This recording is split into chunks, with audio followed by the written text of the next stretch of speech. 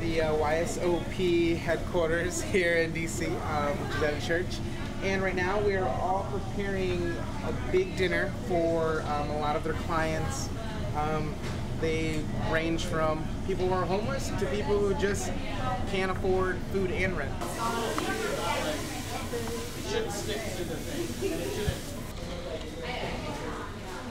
I am at YSOP making some iced tea for our meal today. We're going to be serving about 40 homeless people in about an hour now. Pretty excited. Look at that, making sure it's all sturdy. Jenga, I better not be playing Jenga later, it will be intense. Don't mess with me in Jenga. And then after we prepare it, we're going to serve and then eat with them and just interact with everyone who comes in. And I just hope everyone takes away, a really good thing from it. Get to know some people today, and definitely feel great that you're making something for others while enjoying it at the same time with them. I think that'll be the best thing about tonight.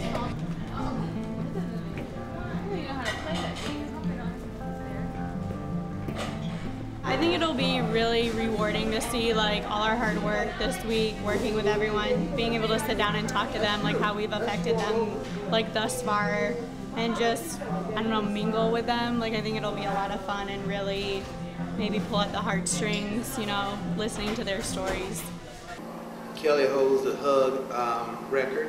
I think she was hugging when everybody else was finished. No, I just feel like whenever I say the free hug sign, people are like, oh yeah, I want a hug, but I just don't want to come up. And so I was like, oh, give me a hug. That's why I stole your hugs. You hug snatcher. I love Times Square and I love giving hugs, except for a weird man kissed me, but that's fine. I got a lot of hugs. It was lovely. I feel that I made a couple people's day, hopefully. My feet were tired, back was hurting, but I'm like, I'm gonna go out here and we're gonna do this free hugs thing. And it was, before I knew it, all that pain was no more. Just to share time with people that I'll probably never see again and know that I affected them like that. And they affected me and made me feel better getting hugs. I didn't think the whole hug thing was gonna be that huge. I wanted to do it all along. I told Sarah I really wanted to do it. So I just grabbed a bag of cardboard outside that was going to be in the trash, started making signs, but I didn't think it would be that huge. And everybody's yelling free hugs. And I turned because I heard the little lady, her voice. It was weird. I don't know how I heard her because it was a really little personal voice. I want a hug. I just turned to her. She was just sitting there and I'm like, you want a hug? Really? Okay. So I just gave her a hug, a big hug. And then Sammy walked up, Sammy gave her a hug. And it was, I don't know if she started crying or something, but she was really happy after that. And you never know what you could have done to that woman's life that day. That could have been the person who was going on to commit suicide. That could have been the person who was getting ready to, ask for a divorce from her husband who was sitting right there. You never know the impact of what you do. Something as simple, as silly as we thought was silly, as a hug. And I just thought that was a powerful way to end the night because that was very powerful.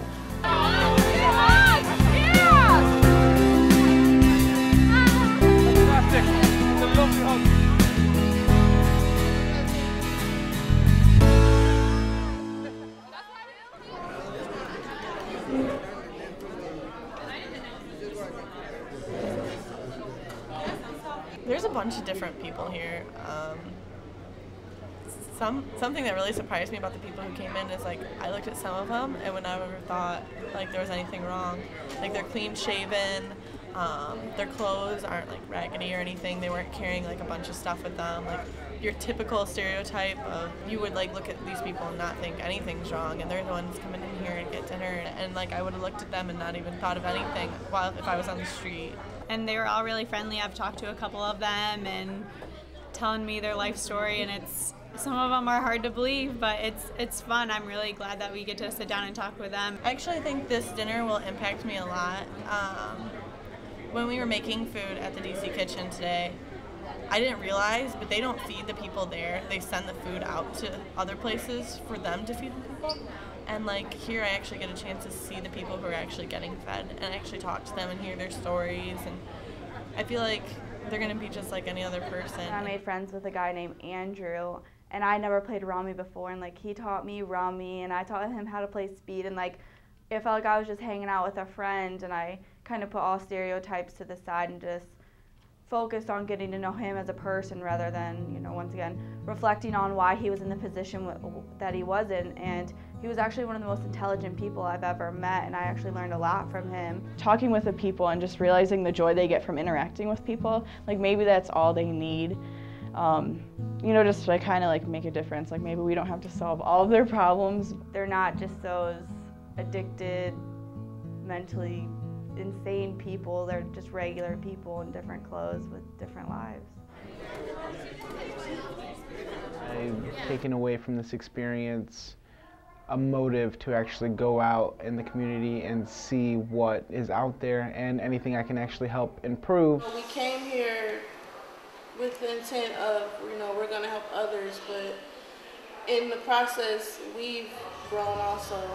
It's not like I'm leaving this place and I'll never serve again. It's like I realize what service can really, like real service can truly do for other people. And I feel like it makes me want to bring it back with me, not just leave it here.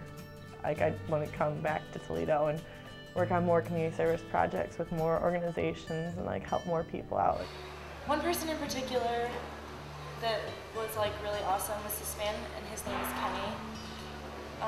He was just telling me all about his experience of how he went from a drug addict to a man of God, completely turned his life around, and is clean and has been clean for 8.5 years. And he just kind of sat and ate lunch with me and told me his story, and I just thought it was amazing. A lot of people who are volunteering, they have their own problems, they have their own struggles, and to see that they still have the heart to look past what they're going through to help people, to help other people, that's been really inspiring. I was sitting by these two women at lunch, and they were prostitutes, and I didn't realize it until I listened to the rest of their conversation. And it was really just like, struck me hard to know that that is how they make money, and they were just sitting there talking about it like it was everyday conversation, just talking about how they stand on the corner and how much money they got, and it was just really made my heart throb. Like, it was sad, and I didn't like it, but then again, I was happy to be there helping them out with something and helping them, you know, get something to eat so they could do something better. I felt I made a difference. I mean, everyone that went in the traditional spring breaks, they're not going to understand what our whole entire class did, what our small group in DC did. We've seen our limits, and I know for me it's been a personal struggle with all the walking and everything and trying to push past being tired. And I think like I'm going to be able to take what I've learned back and learn to appreciate what I have more. I talked to some people that were really amazing and some people that just have a really hard life. Yeah, I mean, I feel like we're more educated now than we were before we left. That was the best week ever. I always heard the quote, like, do all the good you can in all the ways you can to all the people you can, and I've never really realized what it meant until now. My core group of friends all went to Florida, and I'm going to have to listen and hear all about what they done their spring break and see their tans. But what I keep saying to everyone, and what someone said to me once, is tan fades, but memories last forever, and this is a life experience that I can trade a tan in.